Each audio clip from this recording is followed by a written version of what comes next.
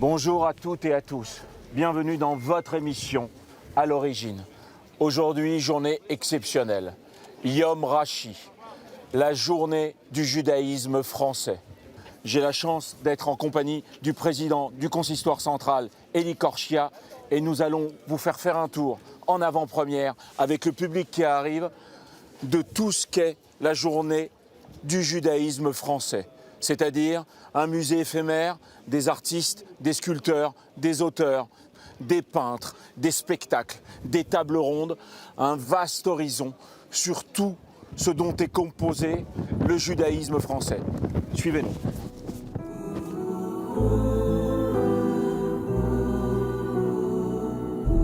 Plus de 2000 personnes sont attendues aujourd'hui, en plein été, au cœur de Troyes, à quelques kilomètres de la maison Rashi. Cet auteur, cet homme, cette personnalité du judaïsme incroyable, trop méconnue.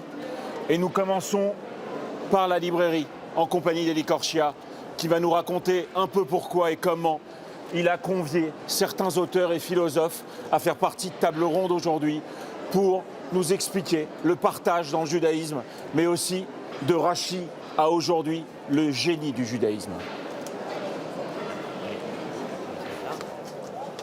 Alors nous avons ici des auteurs, des écrivains, des philosophes, des rabbins, des grands rabbins, des romans graphiques, tous les styles de la littérature qui sont représentés aujourd'hui dans la librairie éphémère. Et effectivement, avec tous les libraires, nous avons pu faire cette librairie qui va permettre à celles et ceux qui veulent découvrir des livres sur le monde juif dans tous ses aspects, de pouvoir les découvrir, de pouvoir les acheter et de repartir tout à l'heure avec de la littérature sous toutes ses formes.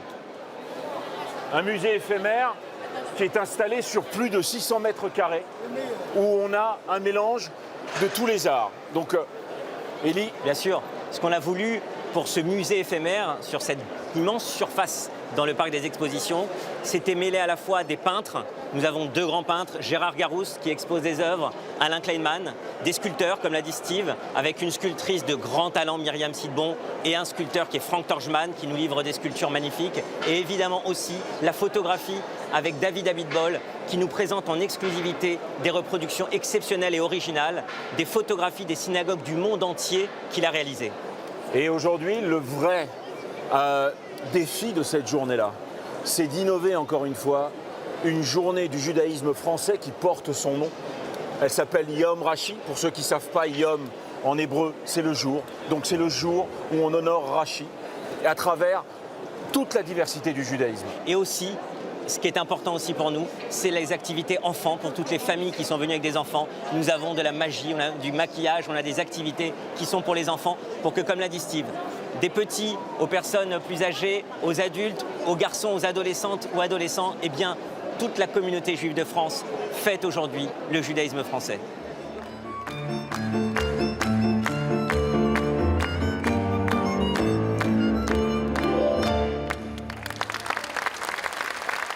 Mes chers amis, cette table ronde aura pour thème transmission et partage, l'esprit du judaïsme. Là encore, thème absolument exceptionnel, et pour partager autour de ce thème, nous avons le plaisir de recevoir Rachel Kahn, qui est juste à ma droite, juriste, actrice, écrivaine de cet essai si remarqué intitulé « Racé », Gila Clara Kessous, spécialiste du théâtre, de sciences politiques. Nous avons eu l'occasion d'échanger quelques mots justement sur cette passion du théâtre et de la transmission. Vous avez reçu le prix UNESCO, Artiste pour la paix. Merci d'être à nos côtés aujourd'hui pour échanger autour de ce thème.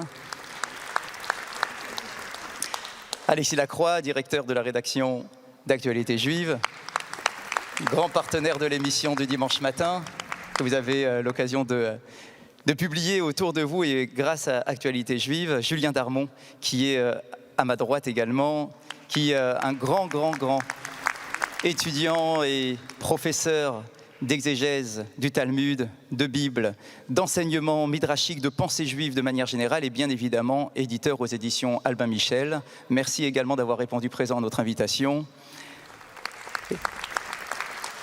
Et comme tout à l'heure, Aharon Chaviv, mon cher ami, président Élie Korchia, maître Élie Korchia, que l'on peut applaudir très fort,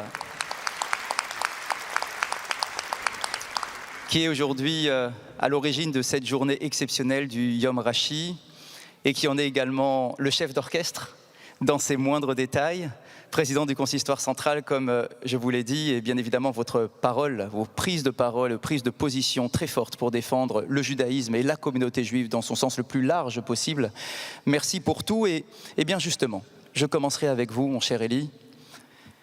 Transmission et partage, peut-être pour ouvrir ce thème et la discussion, un enseignement de nos maîtres dans le livre de Béréchit, à propos d'Abraham, notre premier patriarche. Nous pouvons tous nous poser la question, pourquoi lui? Pourquoi Abraham? Pourquoi est-ce qu'il a été désigné pour être le père du peuple d'Israël? Alors nous pourrions peut-être tous prendre quelques minutes de réflexion et nous dire, tout de même, Abraham, l'homme des 10 épreuves, l'homme qui a été prêt non seulement à abandonner tout son environnement, mais du coup, comparé au sacrifice d'Yitzhak, c'était la première des 10 épreuves, mais c'est vrai, à travers toutes ces épreuves, cela justifie largement le fait qu'il ait été choisi, désigné par Akadosh Baruch Hu. Et pourtant, le verset de la Torah nous dit tout autre chose. Ki yedativ leman asher yetzave et banav ve et beto acharav. Si je l'ai choisi et désigné, c'est parce que je savais qu'il était en mesure de transmettre des valeurs à ses enfants et à tous ceux qui vivaient autour de lui. La force de la transmission, c'est ce qui fait la définition du peuple d'Israël. Alors Élie, en tant que président du consistoire, quelle est la place du partage et de la transmission dans l'esprit du judaïsme? Lorsque nous avons défini ce thème de cette deuxième table ronde, et je remercie, comme vous l'avez fait, celles et ceux qui sont ici, et je suis très fier d'être à côté d'Alexis, de Clara Guilla, de Rachel et de Julien. Lorsqu'on a réfléchi à ce thème, nous nous sommes dit qu'il n'y avait pas meilleur symbole que Rashi, puisqu'on est parti de ce concept d'une journée à 3 pour fêter le judaïsme français, pour le célébrer sous toutes ses facettes, à travers cette personnalité. C'est celle qui a vécu il y a 1000 ans, et c'est celle qui symbolise le mieux la transmission et le partage. Je vais m'expliquer. La transmission, pourquoi? Parce que nos rabbins, et je le dis devant le grand rabbin de France qui est ici, savent très bien que la force du témoignage de Rashi, c'est de penser que depuis 1000 ans, c'est l'auteur français le plus commenté, le plus étudié, le plus lu au monde, en ce sens qu'il a transmis un message à travers ses enseignements de la Torah, de la Bible et du Talmud, avec une simplicité, et vous le savez bien, une clarté sans nul autre pareil, qui s'est transmise de génération en génération. Ici, on est en France, on fait cette première édition du jour de la journée du judaïsme, là où a vécu Rashi. La force est de se dire quoi? Lui, il a réussi à transmettre de décennie en décennie, de siècle en siècle, la parole du judaïsme, et nous, finalement, ce que nous faisons au quotidien, à travers le peuple juif, la terre, l'histoire de notre peuple, c'est de continuer à transmettre dans nos familles, dans nos synagogues, dans nos lieux d'études, dans nos communautés, je dirais un peu partout, la parole de nos maîtres. Et effectivement, je crois que vous parliez de l'esprit du judaïsme, le génie du judaïsme, c'est transmission dans toujours cet acte de partage. Et ce qu'on a fait aujourd'hui, finalement, quand on y réfléchit bien, quand on est passé d'une librairie éphémère, le pouvoir des mots, le pouvoir des livres, quand on est passé ensuite, quelques mètres plus loin, à ce musée éphémère, la transmission par l'art, par la peinture, par la sculpture, par la photographie, quand on est passé ensuite à chaque stand où nous étions, on avait ce sentiment qu'on fait vivre le judaïsme et on continue aujourd'hui en 2022 à le faire vivre par ces deux thématiques, transmission et partage. Et de Rashi à nos jours, et on le voit bien avec celles et ceux qui sont ici, qui continuent chacun, et je vous remercie de le faire, que ce soit dans une maison d'édition, que ce soit sur scène, que ce soit dans des livres, que ce soit par le pouvoir de la parole, que ce soit dans des journaux, eh bien, vous continuez à faire ce qui nous a été enseigné, faire vivre le judaïsme, et on ne le fait vivre que lorsqu'on transmet et quand on partage avec l'autre. Le judaïsme, c'est ce regard vers l'autre qui nous est si cher, et ce regard vers l'autre, eh bien on le vit réellement lorsqu'on transmet à l'autre ce message qui est le nôtre.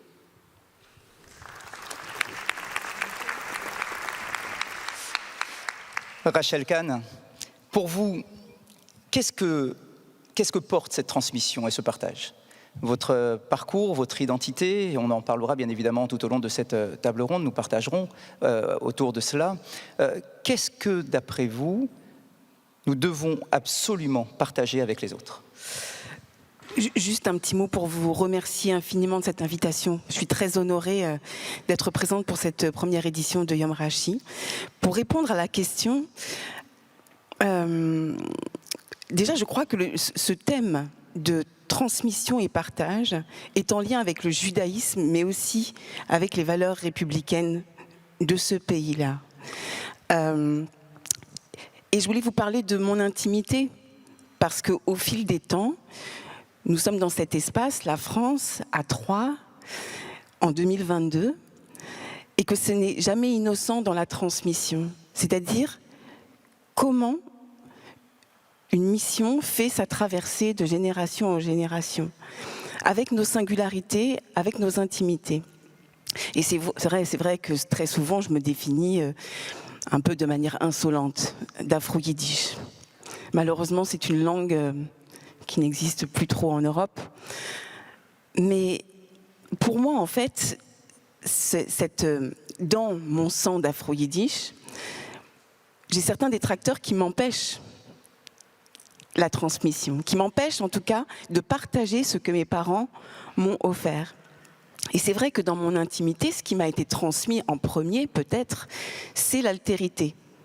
Et c'est le fait aussi qu'en 2022, je suis dans les années 70, que je n'aurais pas pu naître ailleurs qu'en France s'il n'y avait pas eu cette transmission avec les travaux de Rachi et dans le même mouvement, notre République française.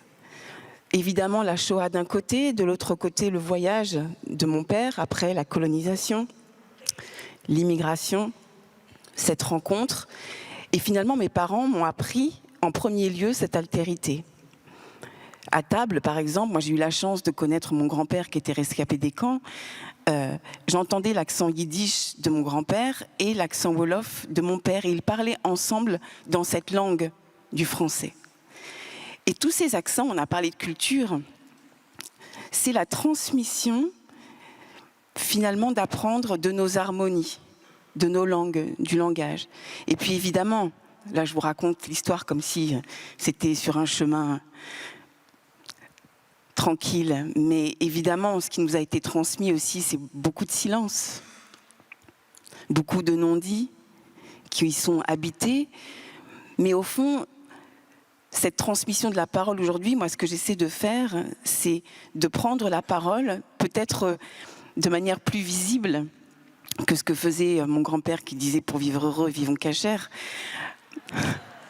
Mais en tant que minorité visible, je me devais de prendre la parole pour ce partage et cette transmission. Parce que comme vous le savez aujourd'hui, je ne vais pas vous le cacher, voilà, il y a un procès qui est en cours face à Dieudonné et qui, au fond, m'empêche de transmettre cette identité-là singulière, spécifiquement française, juive, de cette couleur-là, et qui tente de me diviser, ou en tout cas de gommer une partie de ma transmission. Il faudrait que je ne sois que noire et pas entièrement française et pas entièrement juive. Et ça, c'est impossible. C'est-à-dire que dans cette période que nous vivons, 2022, alors que la transmission est une réinterprétation à chaque fois avec notre temps et avec notre espace, on doit passer ce relais qui doit être encore plus fait de notre présent et donc dans cette complexité-là.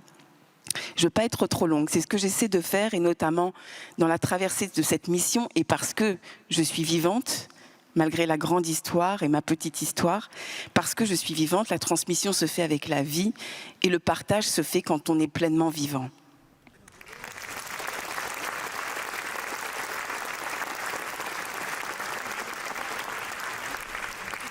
Mon cher Alexis, Alors, pour répondre de façon liminaire et introductive à votre question, Didier, je dirais deux choses. Donc, j'ai relu un peu ce livre, qui est un classique, de Simon Schwarzfuchs. Et à la fin, dans la conclusion, il émet une hypothèse sur cet incroyable rayonnement multiséculaire de Rachi, qui, au fond, dont la parole et dont les écrits ont essaimé dans des générations entières de rabbinim, de glossateurs, mais aussi, il faut le dire, en dehors même de la tradition juive. Voilà l'hypothèse qu'il fait. Si pour lui, tant de générations successives ont rendu un hommage unanime à Rachi, c'est sans doute, comme l'écrit l'historien espagnol Abraham Ben David, parce que Rachi n'avait laissé aucun sujet de côté, y compris même d'ailleurs des histoires de pressoirs en Champagne qui l'intéressaient. Il était passionné par, j'allais dire, tous les détails de l'existence champenoise de l'époque.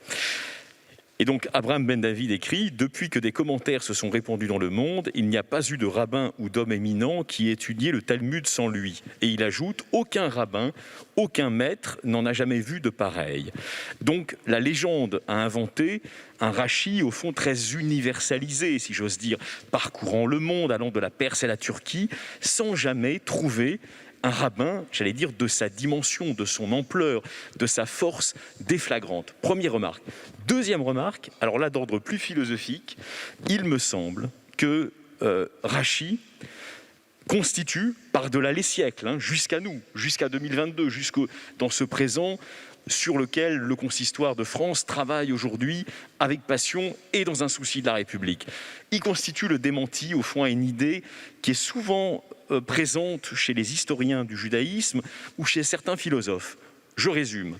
L'idée que le judaïsme se serait maintenu dans l'histoire de l'Europe à l'étouffer de ses synagogues, de ses keilot, de ses communautés, mais en quelque sorte en coupant le contact avec le monde extérieur. Le judaïsme se serait, selon cette historiographie-là, maintenu en quelque sorte en vase clos, en restant près du Père, mais en se coupant des pulsations de l'histoire. Eh bien, ce que nous montre Rachi, contre Rosenzweig, par exemple, s'il faut mettre des noms, contre le narratif, par ailleurs d'un très grand esprit, qui est le philosophe Franz Rosenzweig, auteur de l'Étoile de la Rédemption dans les années 20. C'est qu'au fond, non, le judaïsme de Rachi, tout au moins, il a participé de la construction de l'universalisme européen. Il a été, comme on dit aujourd'hui, embedded, enfin il a été vraiment embarqué dans l'histoire la plus concrète qui est celle, justement, des aventures de la liberté, au fond, en Europe. Ça, je crois que c'est un message absolument fondamental et qui nous permet d'ailleurs de comprendre pourquoi il y a, et je sais que Élie Korchia y est évidemment très sensible, nous y sommes tous sensibles, Rachel y faisait allusion. Le génie de la France, en fait, quand on étudie Rachi, on se rend compte qu'il doit infiniment plus qu'on ne le croit au génie du judaïsme. Et même, Rachi est sans doute l'un des exemples, j'allais dire, les plus manifestes, les plus immortels du fait qu'il y a, au fond de l'être français, quelque chose qui est profondément juif, quelque chose qui est profondément influencé par le judaïsme. Alors, j'ai même apporté un livre qui est Les prophètes d'Israël de James Darmstetter. Il le montre très bien concernant Rachi, concernant cette espèce d'onde de choc des commentaires de Rachi qui ont été repris par un très grand nombre de commentateurs dont beaucoup n'étaient pas juifs, dont beaucoup étaient des catholiques, dont d'autres étaient des luthériens et qui ont été littéralement ensemencés dans leur pensée par les gloses et par les commentaires de Rachi.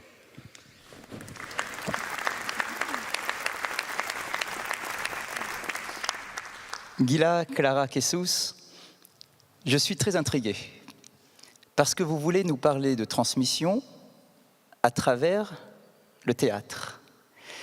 Dans la tradition rabbinique, talmudique, nous avons l'impression que les rabbins sont, on peut le dire, assez frileux face au théâtre. En tout cas, c'est l'impression que nous en avons. Est-ce que vous pouvez nous éclairer sur le sujet et voir comment finalement il faudrait peut-être affiner notre interprétation des choses et voir comment, à travers le théâtre, il peut y avoir une véritable transmission des valeurs du judaïsme. Oui, là aussi, un grand merci à vous de me permettre de participer à cette table ronde.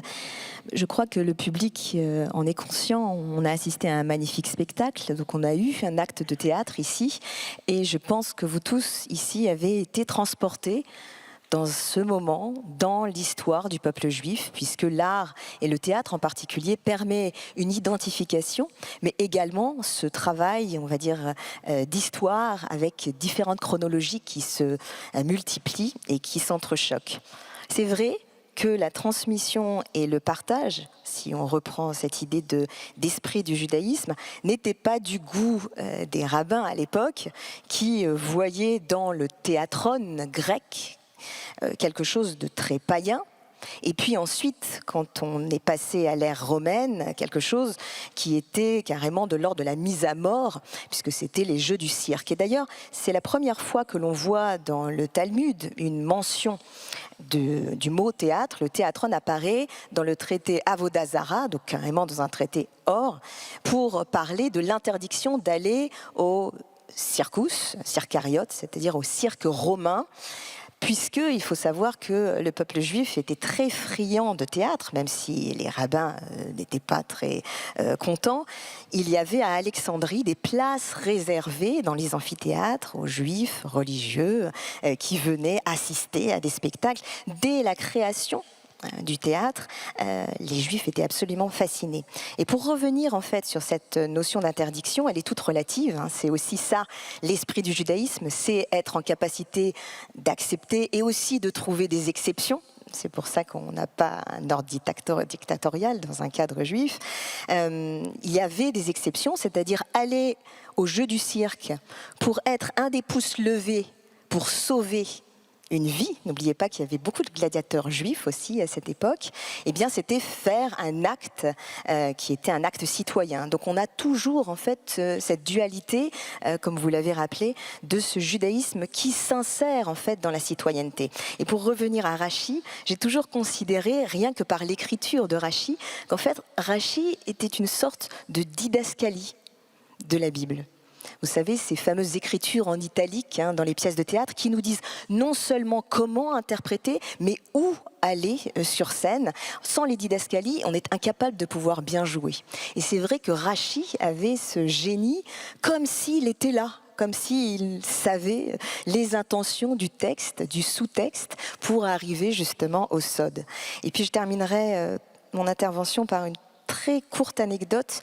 C'est une histoire que nous racontait Elie Wiesel en classe. Vous savez qu'il a écrit un très beau livre qui s'intitule Rachi en 2009. Et j'ai eu la chance de l'avoir comme professeur dans le cadre de mon doctorat. Et il nous racontait cette histoire en cours sur Rachi. Il nous disait qu'un des disciples de Rachi lui avait dit « Maître, lorsque vous commentez, est-ce que vous commencez par le drash, enfin par tout ce qui va être plutôt le pshat, le côté littéral, pour aller vers le drash, ou alors est-ce que vous essayez d'aller plus loin que le drash, c'est-à-dire plus loin que le commentaire, et puis de pouvoir aller par le remez, par l'allusion, pour aller jusqu'au sod. Vous savez qu'on a les 4 niveaux, le pshat qui est le littéral, le remez qui est l'allusion, le drash qui est le commentaire, et puis le sod qui est la kabbale. Et Rachi de répondre, avant de savoir danser, il faut pouvoir marcher. Donc c'est vrai qu'il avait un amour du littéral pour nous permettre d'atteindre ce sod. Et c'est vrai que du coup, l'artistique, le théâtre, fait partie d'une façon embedded, d'incarner le texte pour tout le temps le pétrir et le comprendre. Et Rachi, bien sûr, fait partie des commentateurs qui doivent être pris en considération lorsqu'on veut vraiment bien comprendre la Bible.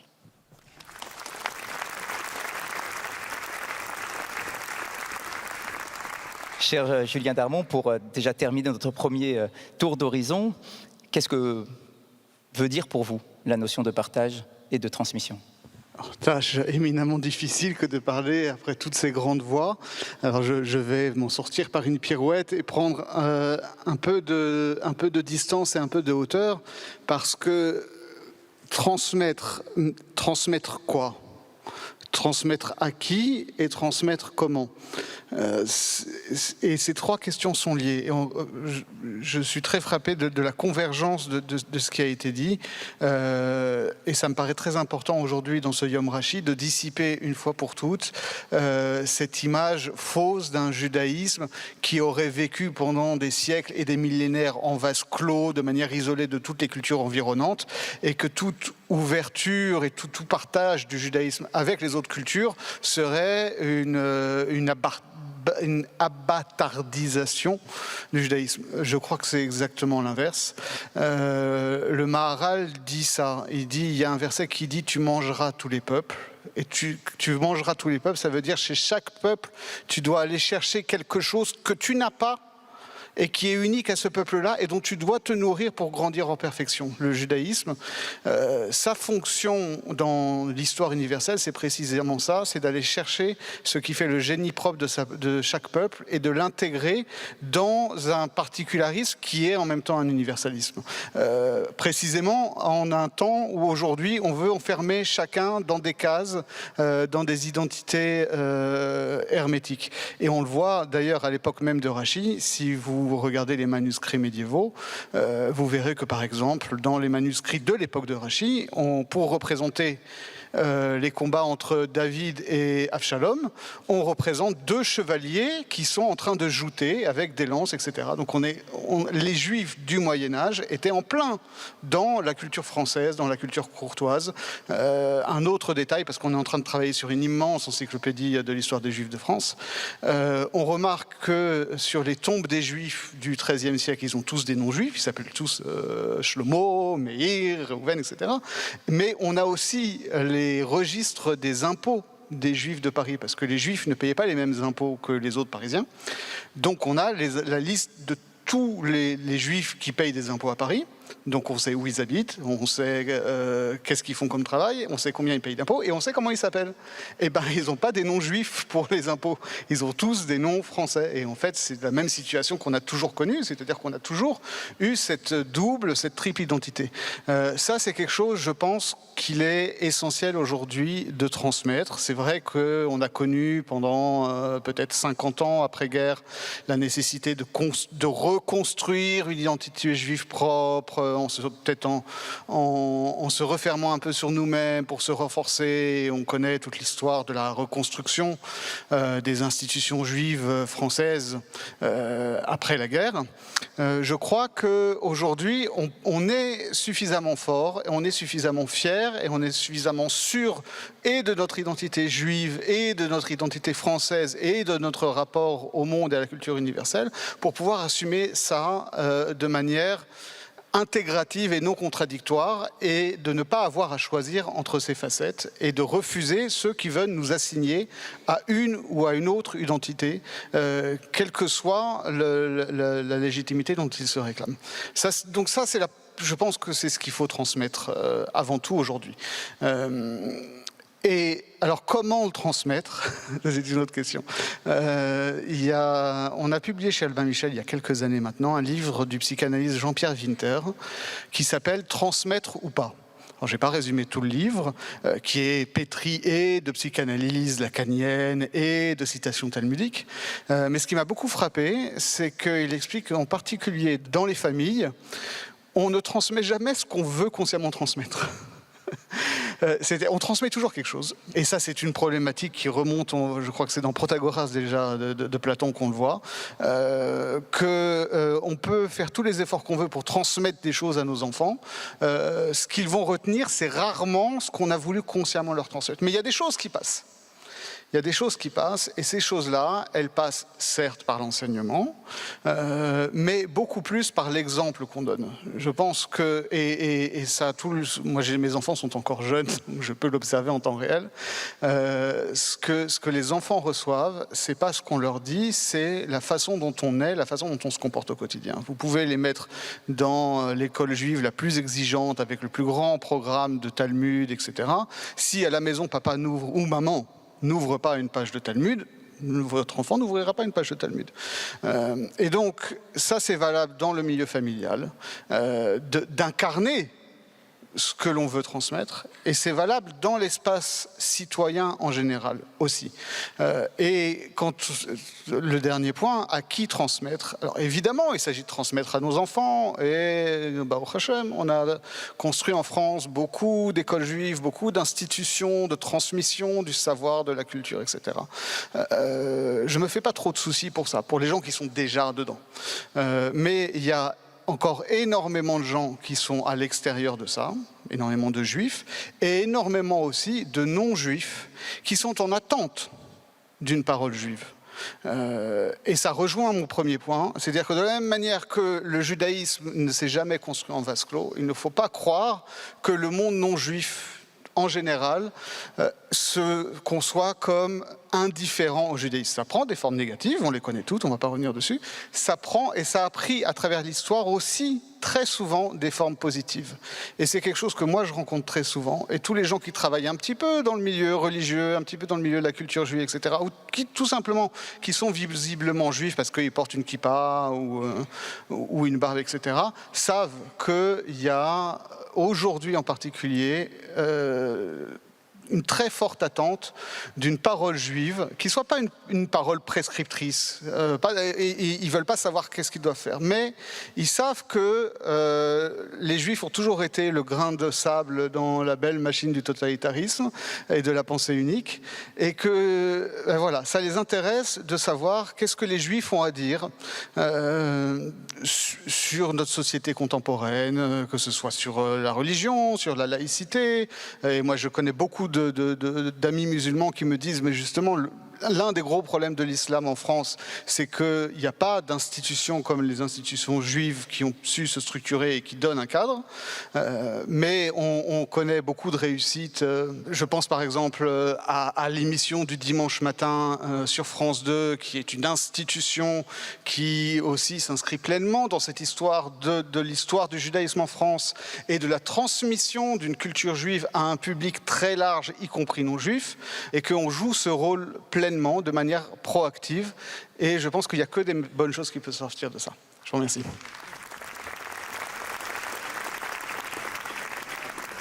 Alors effectivement, je pense qu'autour de cette table ronde, nous sommes tous conscients de cette importance de transmission. Mais comment élargir les cercles? Comment chercher ceux qui ne sont pas là dans la salle par exemple aujourd'hui, ou devant leur écran lorsqu'ils regardent une émission religieuse ou culturelle sur le judaïsme? Comment faire pour élargir et aller chercher ceux qui sont un peu plus éloignés, pour leur transmettre justement ce que nous voulons tous, chacun avec nos particularités ici autour de la table, transmettre?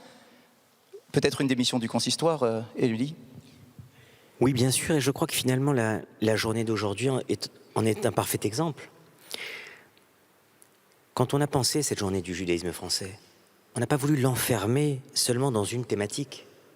On a voulu l'ouvrir de façon très différente et complémentaire à des hommes et des femmes qui pourraient se dire « moi je suis attiré par telle chose ou par telle chose ». On peut rentrer dans la voie de la transmission du judaïsme, du partage du judaïsme, sous plusieurs portes. Ça me fait penser un petit peu à Jérusalem. Quand on entre dans la ville de Jérusalem, on peut rentrer par plusieurs portes différentes. Et bien là, on pouvait rentrer par la porte de la culture de l'art, avec des peintres, ou des sculpteurs, ou des photographes. On pouvait rentrer par la littérature, on pouvait rentrer par les tables rondes que nous avons faites ici. On pouvait rentrer par la musique tout à l'heure, les chants, le sacré, l'interprétation. Eh bien moi, j'étais fier de cet acte de partage qui effectivement symbolise bien ce que nous voulons porter. Nous sommes pour un judaïsme qui vit au sein de la République et pour une communauté juive qui est liée au destin de la communauté nationale comme nous l'avons toujours fait. Parce que lorsqu'il a fallu s'engager dans l'armée pour aller combattre dans les différentes guerres de 1870, de 1914 ou de 39-45, nous étions là. Je dis devant toutes celles et tous ceux qui ont à cœur de continuer à construire, à bâtir une nation, une république avec tout ce qui fait nous. Et nous, c'est quoi? C'est nous, hommes et femmes, qui croyons pas seulement dans le judaïsme ou dans la religion, qui croyons avant tout à l'universalité des messages républicains qui sont les nôtres. Et merci d'avoir souligné ça. Alexis, vous vouliez intervenir sur ce que disait Élie, justement. Alors en appoint, il ne faut pas qu'on fasse une émission judéo-gauloise, mais elle l'est un peu par la force des choses. Et elle l'est un peu, et donc je vais apporter de l'eau au moulin de Rachel et de Élie avec, vous savez, cette grande histoire de translittération des mots du champenois de l'époque, donc la langue d'Oïl qu'on parlait, qui est l'ancien français, au fond, une des variantes, disons, de l'ancien français. Et en fait, ces mots qui ont aujourd'hui totalement disparu, qui sont des mots souvent issus d'ailleurs de la vie la plus concrète, la vie paysanne la plus concrète, la vie des vignerons de la Champagne, nous ont été transmis grâce aux glosses de Rachy, puisqu'il les a translittérés en caractère hébraïque. Donc il n'y a pas meilleur exemple, parce que là aussi, c'est pour répondre à votre question, Didier, sur la manière dont on transmet. Visiblement, nous ne le connaissons pas, mais nous reconstituons sa personnalité par des témoignages, par le livre d'Abraham Grossman, par celui d'Elie Wiesel, etc. Il y avait une force de l'exemplarité chez Rachy qui était considérable. Et je crois, alors évidemment c'est un petit peu anachronique comme terme, mais je crois qu'il a éprouvé un amour juif profond pour la France. On ne peut pas dire que c'est un amour républicain, ce serait anachronique, mais il a éprouvé cet amour-là. Et il s'est voulu le conservateur du français des origines. Donc c'est une manière indirecte à dire de répondre à votre question. Peut-être qu'aujourd'hui, pour le judaïsme français, transmettre le meilleur de ses valeurs, transmettre son esprit, transmettre la flamme en quelque sorte de son éthique de conviction, ça veut dire aussi effectivement élargir le cercle de celles, de ceux à qui il va tenter de s'adresser, justement pour les conduire peut-être à une réflexion sur une vie meilleure, sur une vie plus éthique. Et de ce point de vue-là, évidemment, je ne peux que donner totalement raison à Élie Korchia d'avoir choisi d'inscrire cette fête du judaïsme français sous le patronage de Rachy, parce qu'il est le plus exemplaire de tous les tzadikim de la tradition française et juive. De plus, il faut imaginer, et peut-être une mise en scène, il faudrait mettre en scène les cours de transmission de Rachy. C'est-à-dire que lorsqu'il est devant ses élèves, en France, par exemple, à Troyes peut-être, en train de transmettre une explication d'un texte du Talmud ou d'une paracha, d'un verset du Tanakh, de la Bible, eh bien il essaie d'expliquer en hébreu, il parle en hébreu à ses élèves, et lorsqu'il y a un terme qu'il ne trouve pas en hébreu ou qui ne correspond pas exactement, il ne va pas être cet homme qui va dire non, quoi qu'il arrive, je dois trouver des mots en hébreu, quoi qu'il arrive, je n'utiliserai pas la langue française pour transmettre à mes élèves un cours de Torah. Eh bien, il n'hésite pas. Nous sommes dans cette classe de Rachy où il va dire à ses élèves, un instant, je vais vous donner un mot en français, un mot clair de la vie du quotidien, effectivement, pour que vous compreniez exactement ce que le texte veut nous dire et ce que moi, Rachy, je veux vous transmettre. Donc, le souci ou la volonté de transmission, si elle doit passer par la langue française, eh bien, elle passe par la langue française.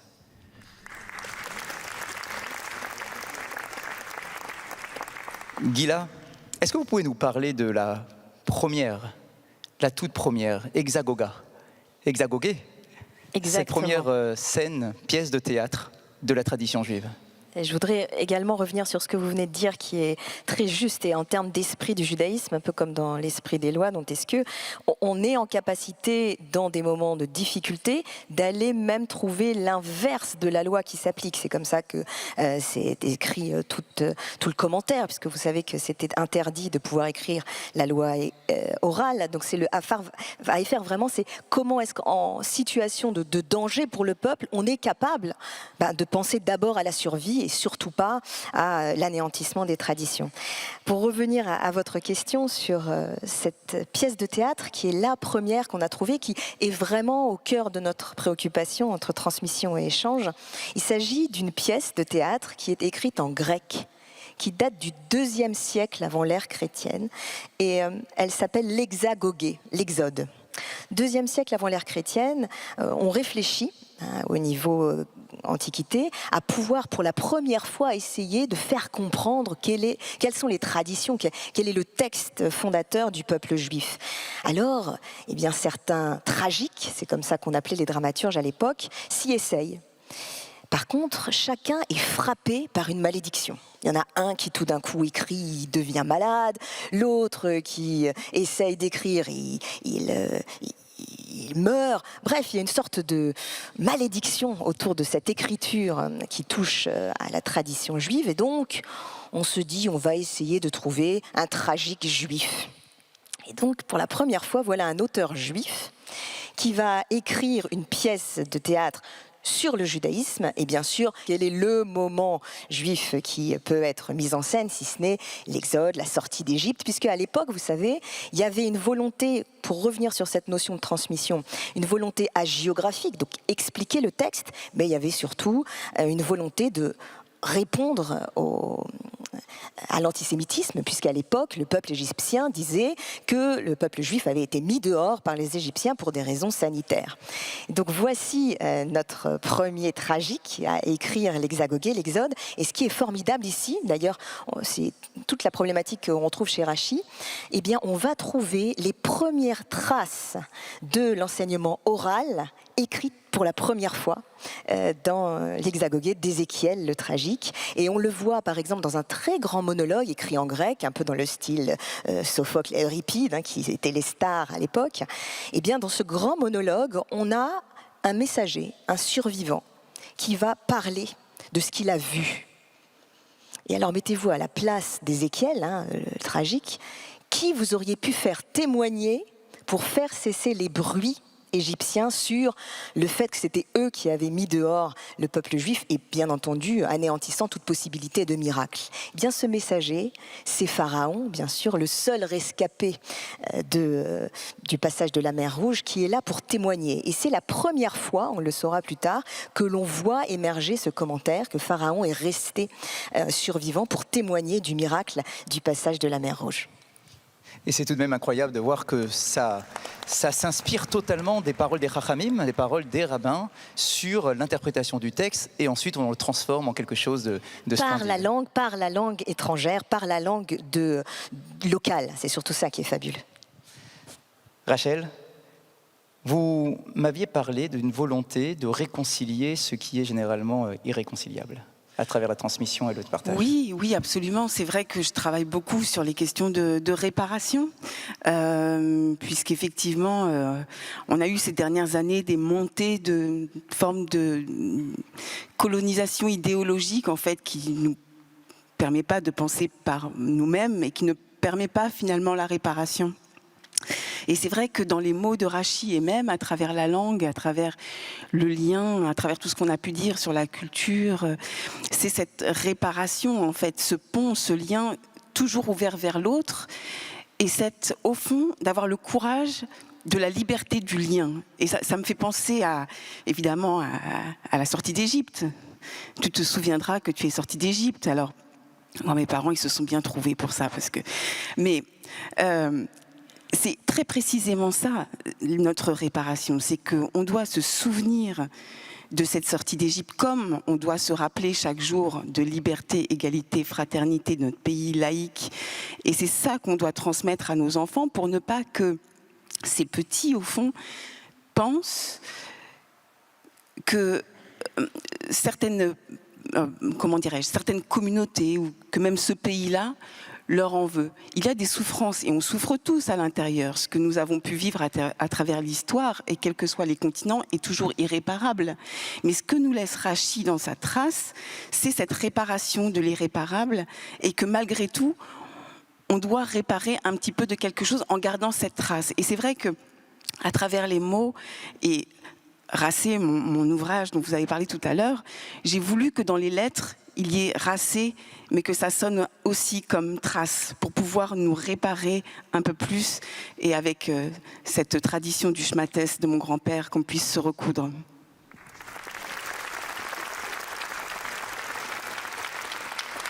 Merci beaucoup, merci mes chers amis pour cet échange. Merci pour d'avoir été en mesure de nous montrer à quel point, lorsqu'il est écrit dans la Torah « Veshinantam levanecha », tu devras transmettre à tes enfants, et que bien évidemment ici le mot « enfant » n'est pas à prendre dans le sens strict, mais très très large. Tous ceux qui sont autour de nous, parce qu'ils ont besoin effectivement d'avoir et de recevoir quelque chose pour grandir et se construire eux-mêmes. Merci beaucoup, merci à vous tous. Et j'espère vraiment que nous ayons d'autres occasions pour nous retrouver aussi nombreux qu'aujourd'hui, voire même encore plus nombreux qu'aujourd'hui, pour montrer la force de transmission du peuple d'Israël.